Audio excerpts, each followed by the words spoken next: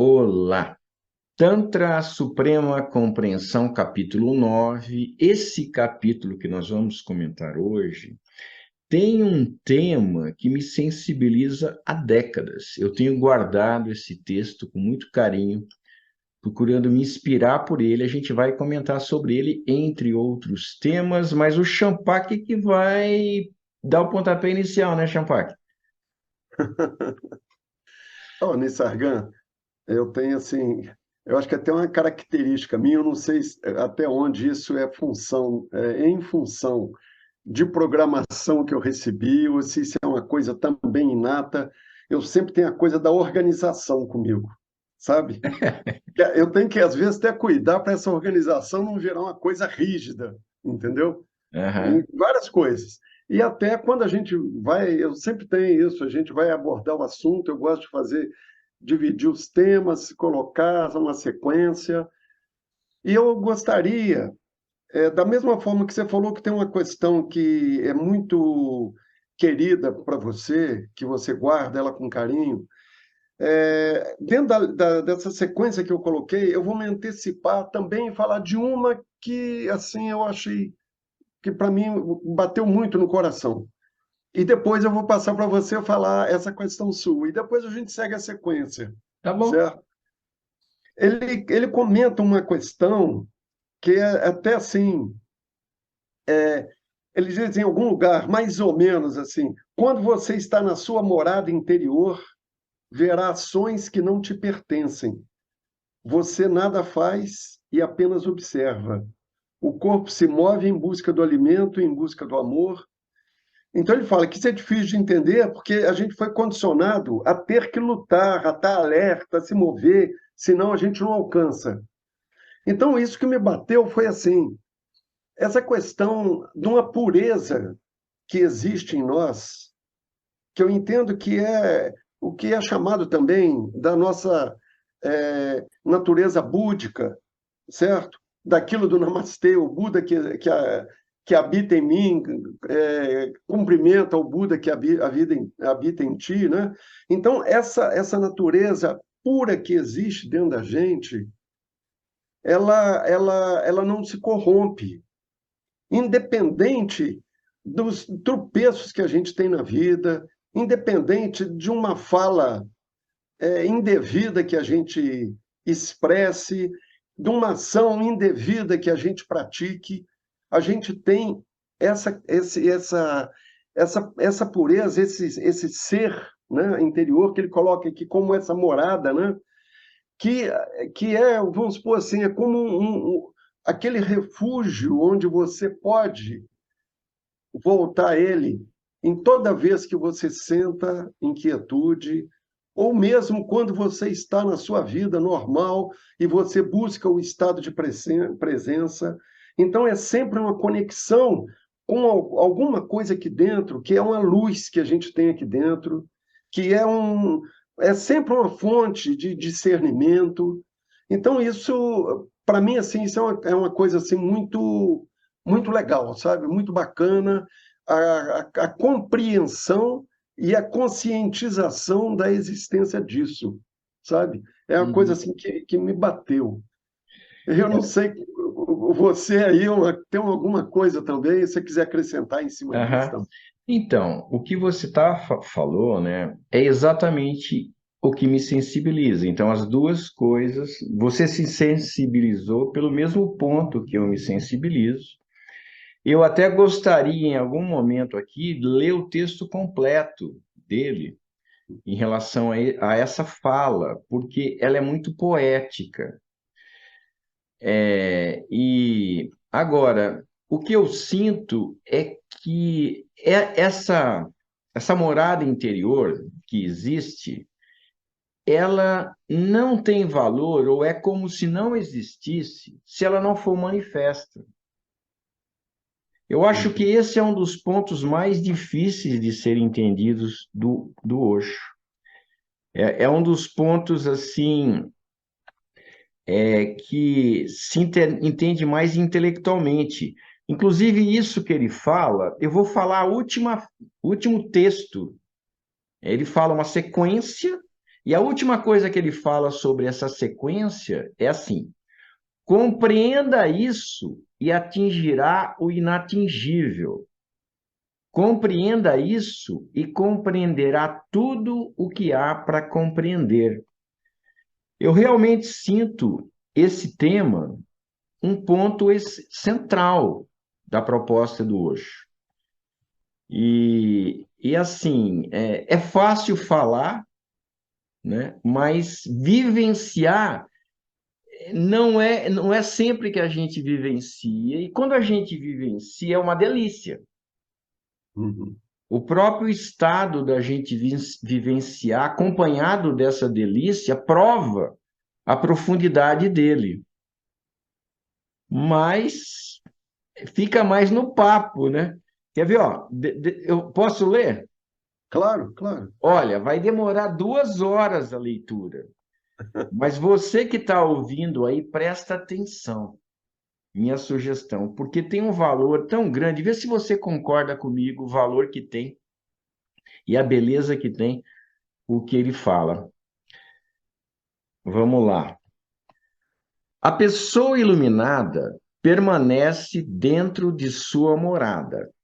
O corpo sente fome, ela observa. O corpo começa a se mover para saciar a fome, ela observa.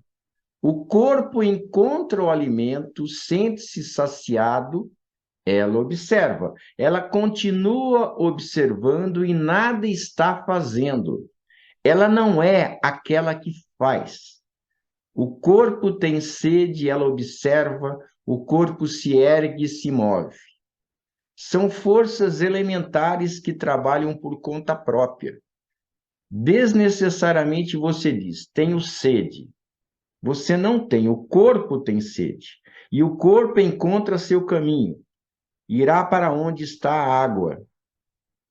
Se você permanecer dentro, verá tudo acontecer por si. Até as árvores encontram suas nascentes, sem ego e sem mente.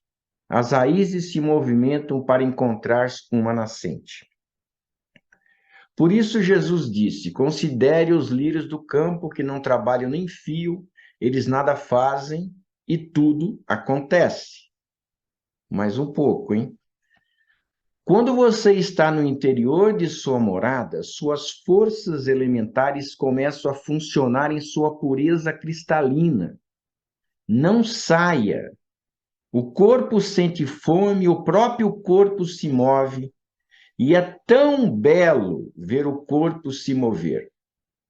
É realmente uma das experiências mais maravilhosas a de ver o próprio corpo se mover e encontrar a nascente ou o alimento. Há uma sede de amor e o corpo se move por si mesmo. Você continua sentado em sua morada quando, de repente, percebe ações que não lhe pertencem. Você nada faz e simplesmente observa. Bom, não sei como é para você, Champac, para quem ouviu esse texto. Eu sinto a beleza dele, eu sinto que é a sua verdade. E não é só fala. Existe uma verdade. A gente não pode não vivenciar isso. Mas eu sinto que tem uma verdade aí. E esse é o grande barato. Você se aposenta, você não faz nada, e as coisas acontecem, e você vê acontecendo. Eu já tive vislumbres disso, e realmente é algo assim, é o ponto, né?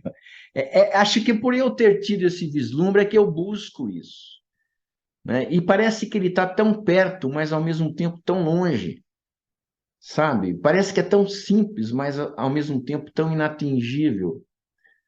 E as meditações, elas dão certa facilidade da gente perceber a realidade disso, pelo menos para mim. Não sei o que você tem a dizer sobre Champac.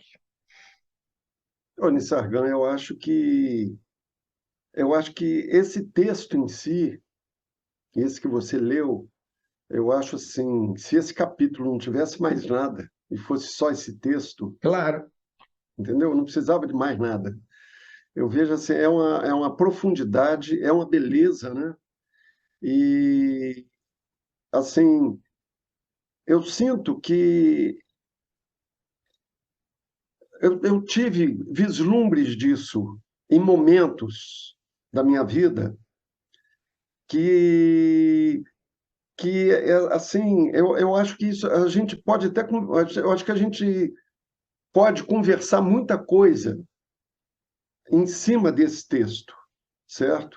Inclusive até assim, a, uma não compreensão do texto de alguém poder até achar assim, poxa, mas então eu não vou fazer nada, eu vou ficar de braço cruzado e vou deixar que a vida cuide de mim, né? É, Aquilo como que é, vida leva eu, entendeu? Eu não quero saber de mais nada é. aqui. Aí que Quer é dizer, fácil de entender errado, né?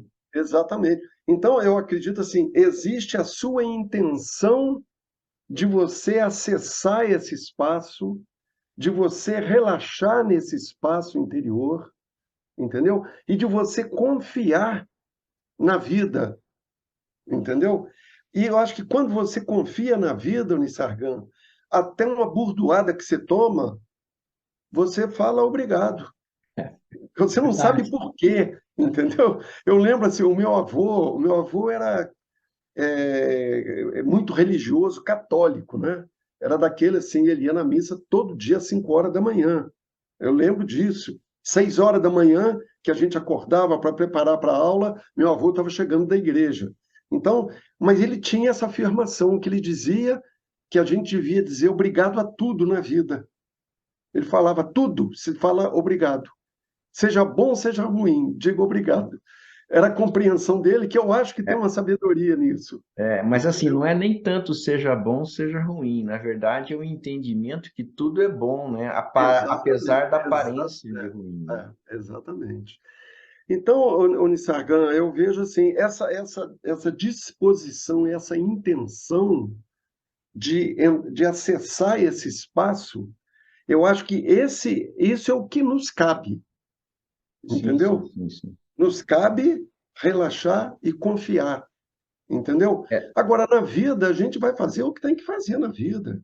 Eu vou pagar minhas contas que eu tenho que pagar, entendeu? Eu vou varrer o passeio na rua, naquela parte que me cabe varrer, entendeu? Me cabe preparar meu almoço na hora que eu estou ficando com fome. Eu vou fazendo as coisas normais.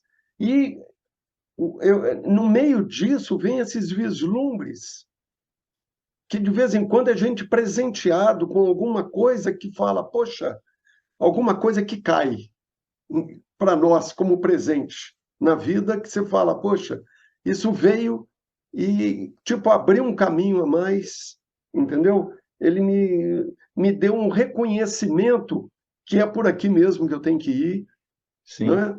São coisas que vão acontecendo assim, né? Aham. Tem uma parte interessante desse texto é que ele fala assim, ele observa, né? O centro observa, a consciência observa, né? É muito essa ênfase no observa, no não fazer. Mas veja, está observando, mas está havendo um movimento. Uhum. Não é o cara observa, o corpo, ele está em movimento. Ele está interagindo, ele está atuando, né? Então o pessoal pode achar que quando fica nessa observa, então ele fica o quê? Parado, né? Imóvel. Não, a beleza está justamente você estar no observar e ver o movimento, Uhum. e ver a resposta, e ver você atuando, e não ser o seu fazer, né? A beleza está nisso. Não é você observar uma coisa estática. Você está observando a você mesmo em movimento, sem Uhum. você estar provocando mentalmente aquilo. Então, isso já quebra uma ideia, né, de que seu observador não reage, não responde, não interage. Ele fica, eu já falei algumas vezes essa expressão, ele fica como uma múmia. Não é nada disso. Ele está mais vivo do que nunca, né? mais fluindo do que nunca. Só que ele está no centro, que aí ele fala na sua morada interior, né? Que é o É, centro. exatamente. É isso. Eu acho que isso resume todo o livro, né? Aham, eu acho, também Não só acho. o capítulo. É, E eu acho que resume também o Osho, pelo menos no isso meu entendimento. é. Porque o Osho Eu, fala muitas coisas, mas para mim é isso que bate, é isso que ressoa, né? Algumas coisas ressoam mais, outras menos, essa ressoa profundamente. É isso aí. Eu acho isso aí. que, já que falamos o essencial, podemos encerrar, né? É, Manda bom, bala aí. O que mais você tomou tem nota na sua algumas organização? questões, né? Ele, assim, discorrendo, né, sobre esse tema desse capítulo, né, ele coloca, ele tem uma afirmação que ele diz mais ou menos, né, assim, porque às vezes eu faço uma adaptação, porque o parágrafo é grande, entendeu? Então eu pego Aham. uma frase no meio e É. coloco para a gente comentar, né?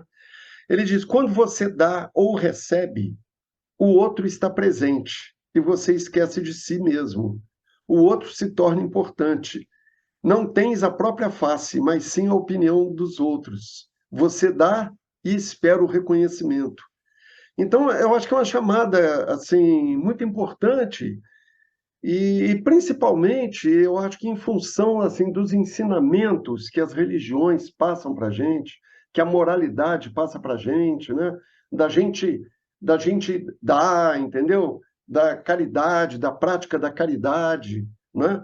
Tanto isso na hora de dar, né? Que muitas vezes você dá aquela esmola, mas você olha, vê as pessoas que estão circulando ali na rua, estão vendo como você é uma pessoa boa, que você está dando aquela esmola para aquele mendigo, né? E na Uhum. mesma forma, quando você recebe, aquilo que chega para você, que vem talvez a viagem de você é um merecedor, né? Eu acho que tem muita coisa que implica no dar e receber, né? Que ele explora nisso, né? Ele comenta na sequência, né? Que o Tilopa diz: não se preocupe em dar ou receber. A vida em si é uma partilha mútua. Dê naturalmente o que pode ser dado e receba naturalmente o que pode ser recebido. Então, eu acho que é a gente sair dessa coisa do ego, dessa cabeça que fica pensando, que quer julgar cada atitude, quer observar o que os outros estão achando da gente, e acaba que a gente passa até a se definir a partir da opinião dos outros. A gente perde essa conexão com a gente mesmo, né? Eu acho que essa parte é um convite, né, a gente observar o nosso próprio ego, né, nas Uhum. diferentes situações. Aí ele está falando, ele comenta sobre a mente comum, a mente extraordinária, a mente, não é exatamente budista, né, mas a mente oriental, assim. E aí nesse ponto ele está falando sobre a mente extraordinária, que é aquela mente que a religião fala, olha, você precisa doar, você precisa servir, né? Como uma obrigação, né? Mas Isso. aí é uma coisa imposta. E aí, quando você falou do que o Tilopa faz, eu resumiria naquilo que a gente leu. Ele não dá e nem recebe, ele deixa acontecer. Eu Uhum. acho que esse é o ponto. Essa que é a mente, que a quarta mente, ele fala tem três, quatro tipos de mente, né? E a da Tilopa é o auge, né? O Tilopa fala sobre a mente, a quarta mente seria o auge, que é justamente aquilo. Você não faz nada, você deixa acontecer. A partir da consciência. Aí, se acontecer aquilo, você tudo bem, você deixa fluir, né? Mas a partir da consciência, esse que é o grande equívoco também, né? Esse deixar acontecer não é a partir do condicionamento, não é a partir do que falaram na nossa infância para a gente ser assim, ser assado, mas é a partir da consciência atentiva de fato ao momento. Aí sim. Mas esse é um aspecto interessante, né, que você ressaltou, que eu acho que eu chamo mais para observar o ego. Agora, tem um ponto que eu acho bem interessante também, quando ele fala sobre a mente comum. né? E ele fala que a mente comum é aquela que quer sempre mais. Uhum. Mais. Eu tenho, mas eu quero mais. Eu quero mais. Não tem limite, né? Eu tenho um celular legal, mas, pô, saiu um outro modelo. Opa, opa, opa. E veja como a mídia joga. Hoje mesmo eu estava vendo uma mensagem que eu recebi de propaganda. Veja qual que é o seu próximo smartphone está na loja da tal. Mas quem está querendo ter o próximo smartphone? Mas ele está falando para a mente comum, que sempre Uhum. vai querer mais. E é uma guerra, né? Porque todo jogo de marketing usa exatamente os ganchos que a mente comum já tem. Então o cara lança a propaganda, acha o gancho e puxa. Né? E aí é um convite a gente ficar observando esses ganchos que nós temos. Para que que eu vou querer um celular melhor se o meu já me satisfaz plenamente em todos os sentidos? Só para dizer que eu tenho o melhor. Para que que eu. Aí eu vou dizer de mim, né? Eu realmente não vejo nenhum motivo positivo de eu comprar um carro melhor, né? Porque para mim ele sustenta tudo que eu preciso, ele me leva, me traz.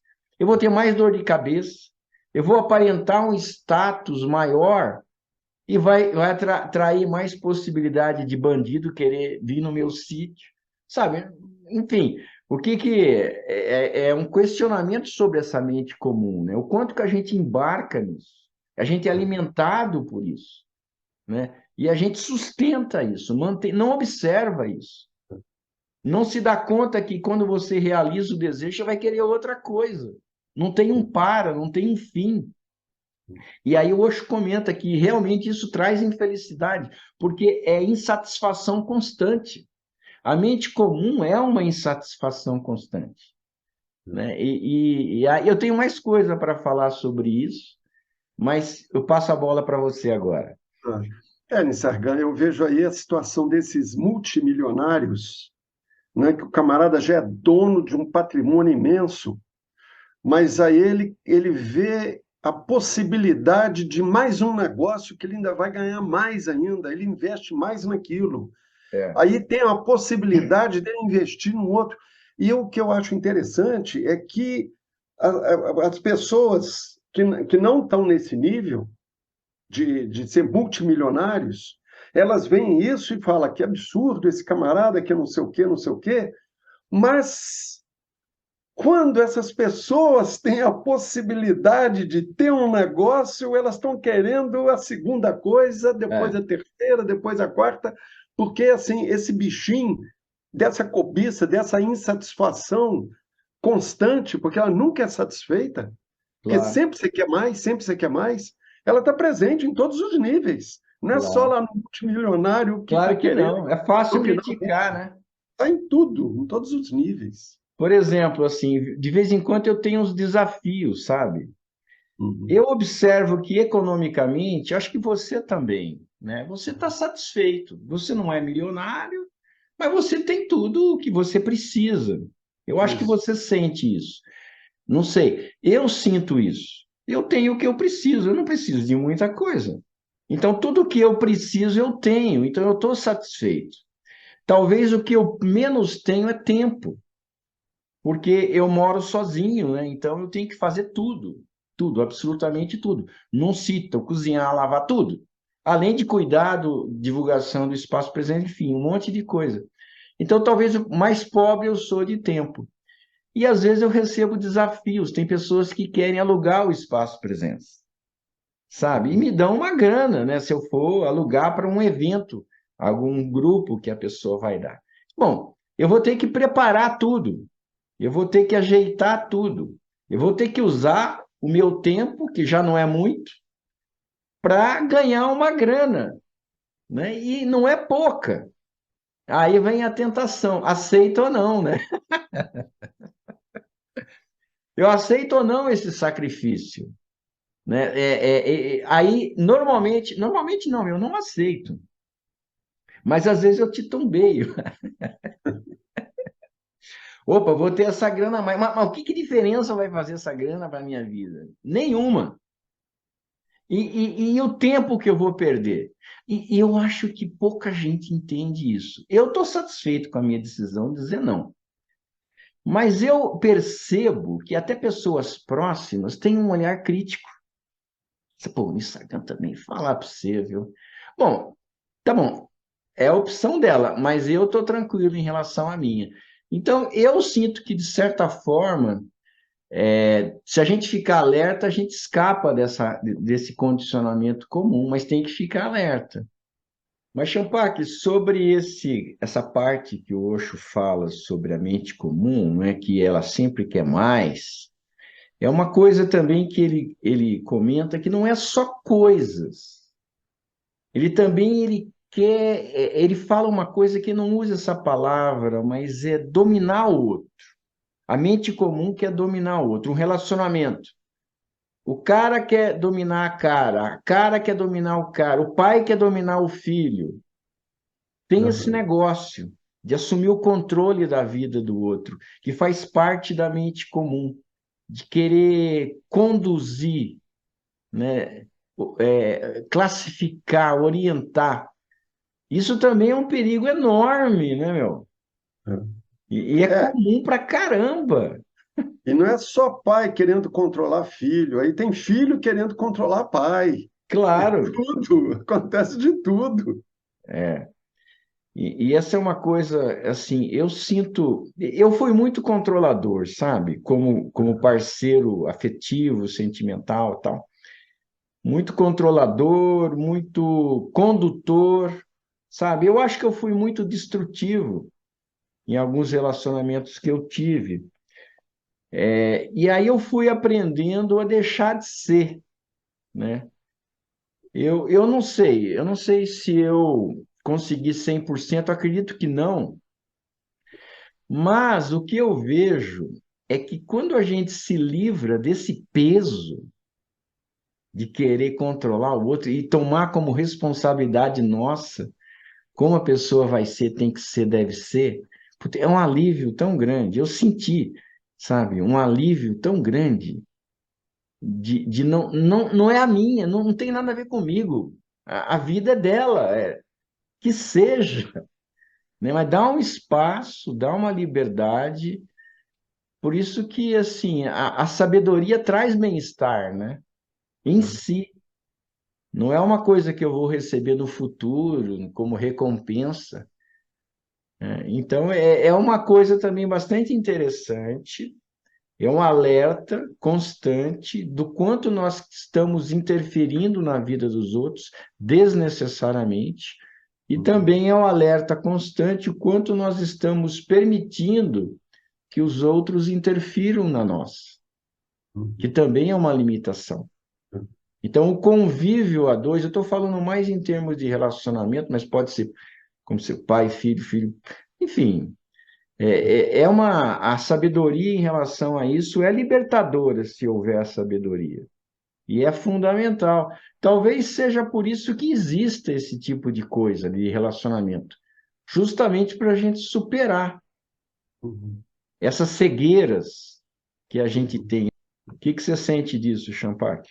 Olha, Sargan, eu tô assim, eu acho que no meio de vários namoricos que eu sempre tive, desde os 15 anos de idade, ao longo de 60 anos, eu entendo que eu estou atualmente no meu sexto relacionamento, assim, um relacionamento mais comprometido, né? Entre casamento civil, na Igreja Católica, no templo budista, cada vez de um jeito. E pela primeira vez eu estou experimentando, eu acredito que seja assim, muito em função das experiências anteriores que não deram certo, eu estou pela primeira vez num relacionamento com esse espaço, com essa abertura, em que a gente se encontra, com certeza, uma vez, um final de semana, a gente está junto, e durante a semana, eventualmente, a gente se encontra ou não. E fora disso, eu estou na minha yoga, eu estou cuidando aqui de preparar para o nosso OshoCast, estou, sei lá, os contatos que eu tenho com filho, com amigos, alguma questão aqui no prédio que eu moro, eu vou para academia, entendeu? Eu faço minha comida, eu que preparo, vou na rua fazer compra, vou. Eu tenho assim, a minha vida, eu estou cuidando das minhas coisas. Eu tenho minha meditação em casa, tenho as meditações que eu vou ali no espaço da Chante, cara, eu estou sentindo assim, absolutamente tranquilo. E o que eu estou achando interessante é que, assim, no começo desse ano, me bateu, caiu assim uma ficha de que eu não queria abrir mão desse meu espaço de eu viver sozinho, comigo. E estava curtindo tudo legal. E esse relacionamento surgiu sem quebrar essa curtição dos meu espaço, da minha individualidade, sabe?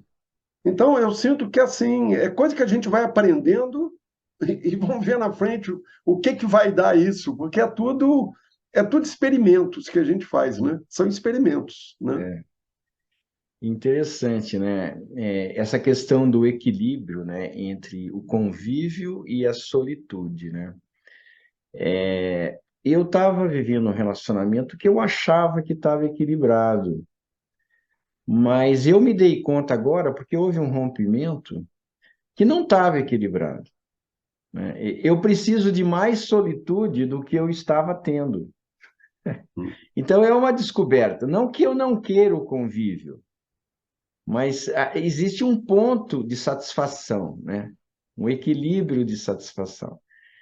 E às vezes a gente não se dá conta, na história toda, no envolvimento, nas cobranças indiretas, a gente não se dá conta do ponto de equilíbrio perfeito, Uhum. né? E aí eu estou me dando conta que não estava no ponto de equilíbrio perfeito, né? E eu não sei se é possível chegar um dia a um convívio, esse ponto de equilíbrio perfeito. Mas você que está nessa, Champaque, você sabe, né?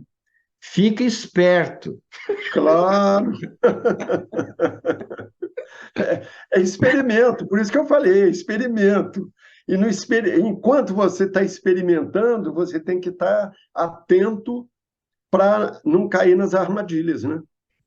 As armadilhas nossas mesmo, né? Porque esse É ficar claro, é claro, é esperto não é claro. tanto do outro, É, mas é muito do que nós temos um determinado padrão, né? E aí a gente vai se moldar esse padrão, e às vezes esse se moldar faz com que a gente se afaste da gente mesmo, né?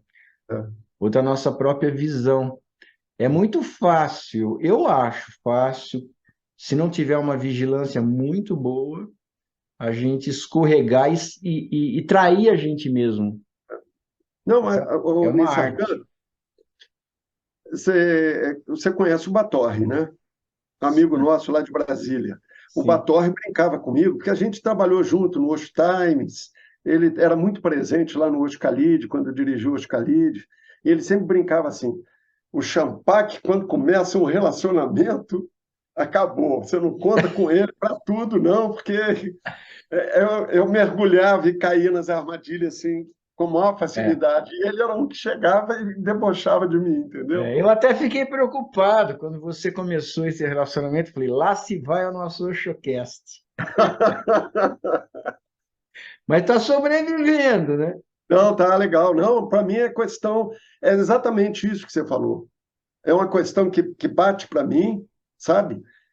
Aliás, é uma coisa que eu converso muito com ela, com a Sheila, que é exatamente tanto ela preservar o espaço dela e ela seguir com a vida dela, com as escolhas dela, com o jeito dela de levar a vida, Nossa, que alívio, como né? eu ter meu espaço e eu seguir minha vida. Então, tanto é que ela até diz assim: olha, se coincidir de algum dia a gente estar junto numa hora que você tiver o Roxocast, cara, eu me tranco no quarto lá para não te interromper. Você vai cuidar, porque isso aí é uma coisa importante para você. Né? É importante Bacana. você ir na yoga, é importante você ir na academia. São questões minhas que faz parte da minha vida hoje, que eu preciso disso. Né? Aham. É Legal. legal. Beleza, Champaque. Estou na torcida aqui, imensa. Bom, e aí, temos outros temas que você selecionou? Tem uma outra questão, Unisargan. O Osho ele coloca até que quando o homem se torna antinatural, mais ele necessita de religião. E ele até coloca antes que ele necessita, que até a saúde dele é abalada quando há um desequilíbrio natural, quer dizer, um desequilíbrio na sua vida natural interna, naquilo que é natural para o seu corpo, entendeu? Em tudo que isso implica, né? Alimentação, sono que você tem que dormir, água que você tem que beber, a sua respiração, o tipo de ar que você está respirando. Quando essas coisas todas se desequilibram, você tem um desequilíbrio também em termos de saúde. Então, ele diz que também acontece não só a necessidade de uma medicação, como surge a necessidade da religião. Aí as pessoas se apegam na religião, porque aí vem fragilidades, vem inseguranças, vem medo, entendeu? A questão da doença, a pessoa não sabe o que vai acontecer com ela, então ela quer buscar logo uma reza, alguma coisa para tentar encontrar um amparo.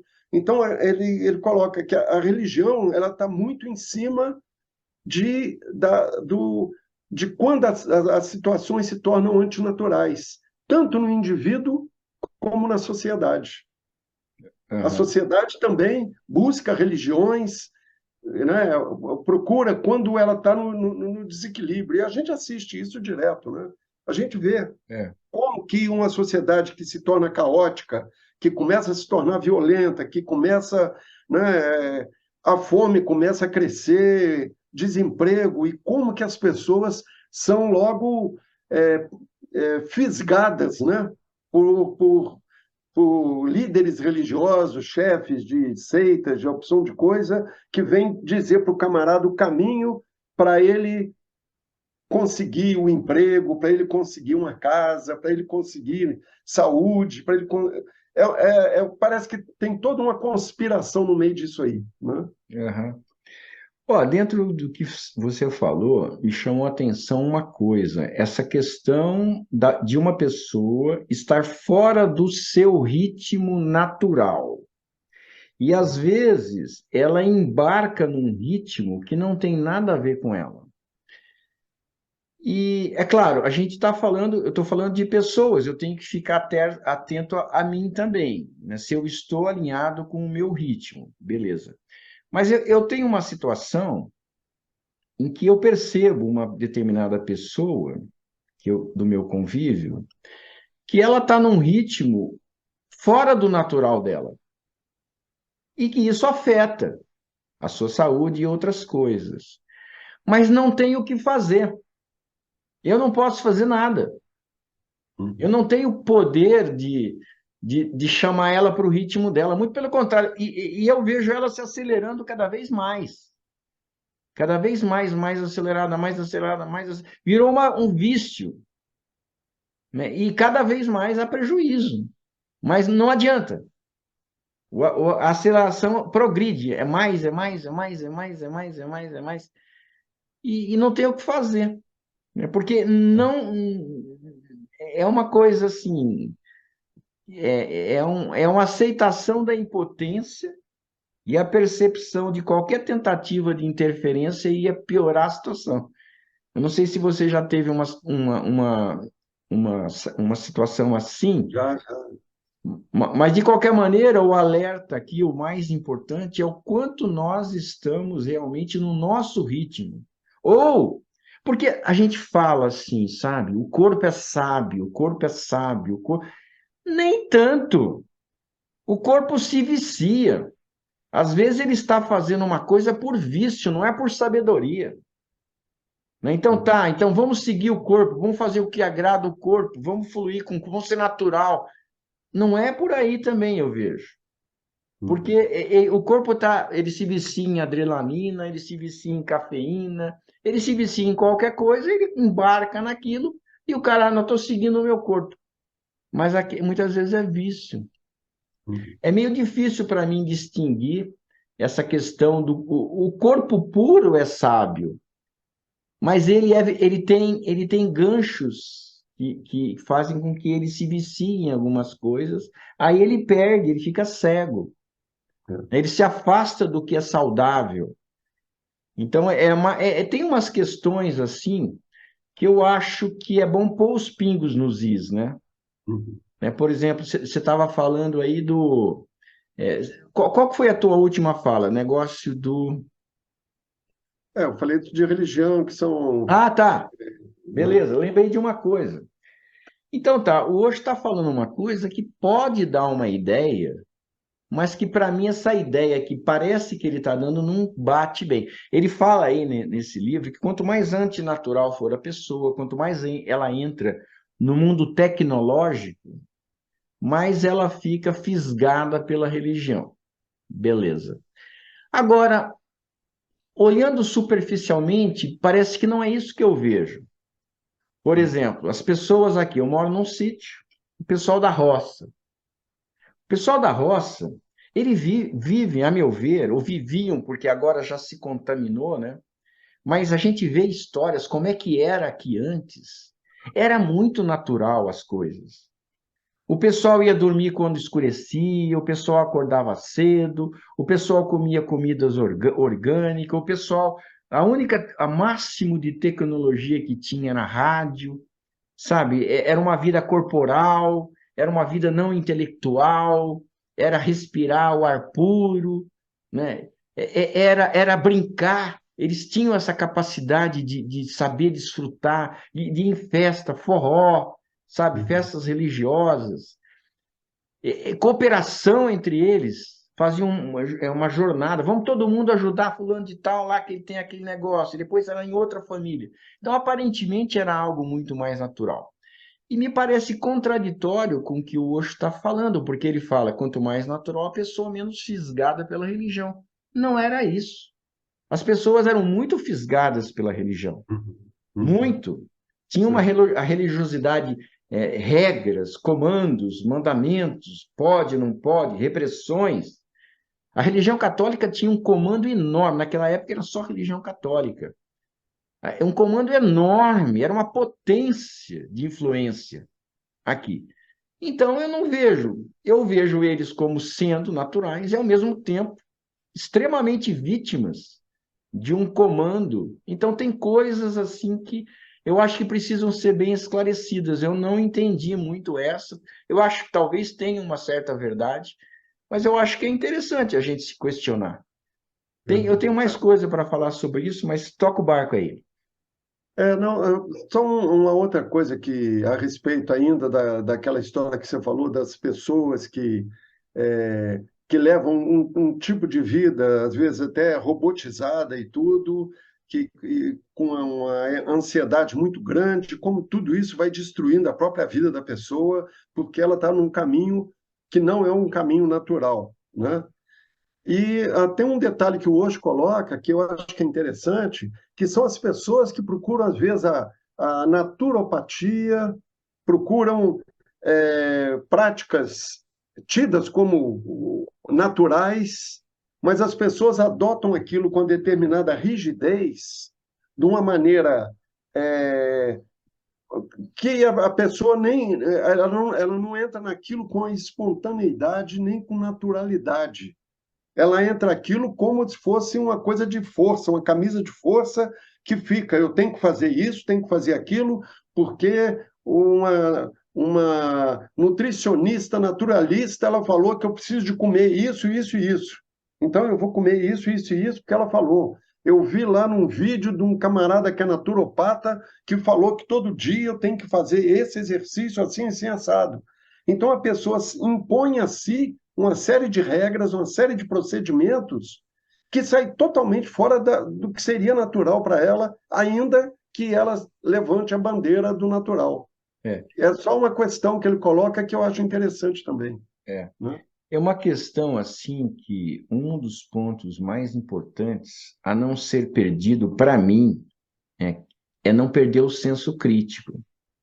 Uhum. É saber colocar os pingos nos is. Então não é porque alguém falou, seja Y, X ou Z, que eu vou seguir cegamente. É porque todo mundo pode falar qualquer coisa. É. Assim, esse senso crítico, ele se abraça mesmo para pessoas que a gente sabe que tem muita sabedoria. Por exemplo, vou falar uma coisa aqui. Tem uma frase do Osho que eu sempre falo e eu sinto como sendo verdadeira para mim, porque para mim ela é verdadeira de fato. Ser um professor é ser um grande aprendiz. Eu me tornei eu sinto que eu vivenciei a meditação em profundidades crescentes quando eu me tornei professor de meditação. Antes eu estava num nível superficial. Aí, à medida que eu fui me tornando professor, eu fui me aprofundando. Então, para mim, é uma verdade.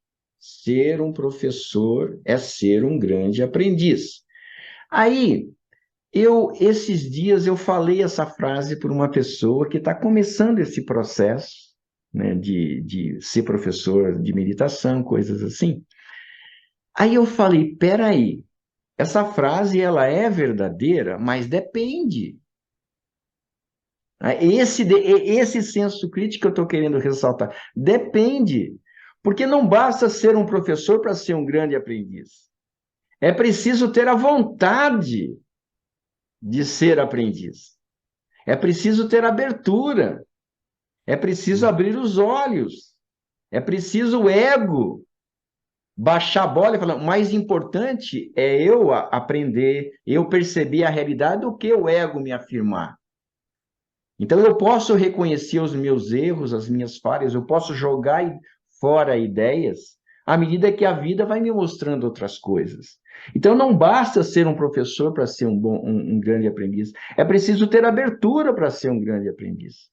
Algumas pessoas são professores e são péssimos aprendizes. Então, é uma frase relativa, que depende.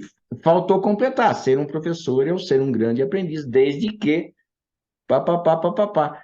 Então, eu estou falando isso porque, às vezes, eu fico repetindo coisas e Uhum. falo, peraí, né, meu? Será que ela se aplica sempre, né, para todo mundo, em todas as situações? Então, o que você estava falando? O cara embarca numa ideia, né, naturopatia, aí ele fica cego frente a algumas evidências, e eu estou ressaltando a importância do senso crítico. Às vezes a pessoa ela tem uma ideia, tal coisa faz bem. Aí aquela tal coisa faz bem.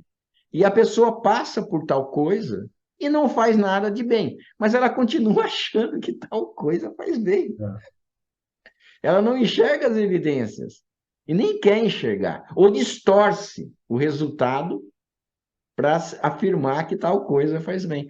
Então é complicado essa neutralidade, essa abertura, esse senso científico real, né? Algo a É, acrescentar, Champaque? seria só mais um ponto aqui em que ele coloca, que eu acho que tem a ver com isso de uma outra maneira, né? Mas que eu acho que chega lá. Que ele diz assim, Tilopa diz, se você rejeita a cólera, a ambição, o sexo, devido a ensinamentos morais, você se torna antinatural. Quer dizer, tem tudo a ver com isso que a gente está dizendo, né?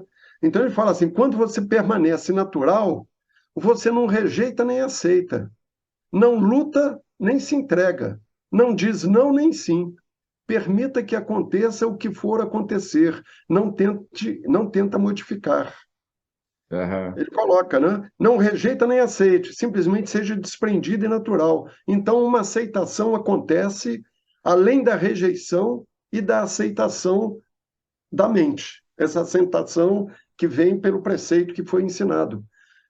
Eu acho que assim, aí entra não só a questão da alimentação, a questão do dia a dia da gente. Eu acho que assim, é um desafio isso, né? Que eu acho que isso aí passa por aquele acesso àquela morada interior que a gente falou lá no começo, né? É esse contato que a meditação nos possibilita acessar, né? Esse espaço que é onde tem a luz, onde tem o discernimento interno, onde a gente pode realmente encontrar esse relaxamento de aceitar as coisas como elas são, né? O que vem, o que vai, né? É. E o fator de transmutação, né? Quando a gente está nesse centro, energias são transmutadas. Então, por exemplo, se a gente combate a cólera, o sexo, nós estamos com... E ele comenta nesse capítulo também. Se a gente combate, a gente está combatendo uma energia que faz parte da gente, né? Essa postura, o que eu observo é que essa atitude de estar no centro de atenção, de observação, ela provoca uma transmutação da energia, da cólera, do sexo. Então, você continua aproveitando a energia dela, sem destruir, sem reprimir. Então, você se mantém, mas você a usa de uma maneira construtiva. E a repressão é você. Por exemplo, você tá com dor na mão, você corta a mão. Peraí, vamos tratar a mão. Não precisa cortar, né? Porque a mão é necessária. A cólera é necessária, o sexo é necessário, a tristeza é necessária. A ansiedade tem o seu fator de necessidade também. Enfim, é um convite de chamar para o centro, sem reprimir, e aí ver o que acontece. E aí você vai perceber ou não se há realmente uma transmutação e se você se mantém inteiro. Você continua sendo você com todas as suas energias, mas agora com um equilíbrio diferente. Acho que é por aí para mim, né? Eu acho que é isso, Nisargan. Então tá bom. Tá bom, eu acho que a gente comentou bem, eu acho que esse capítulo é um capítulo rico, né? Como todos os capítulos desse livro são bastante ricos, né? E eu acho que É. a gente fez uma abordagem legal. Então, beleza, pessoal. Até, Tá, beleza. até a próxima. Até a Tchau. próxima.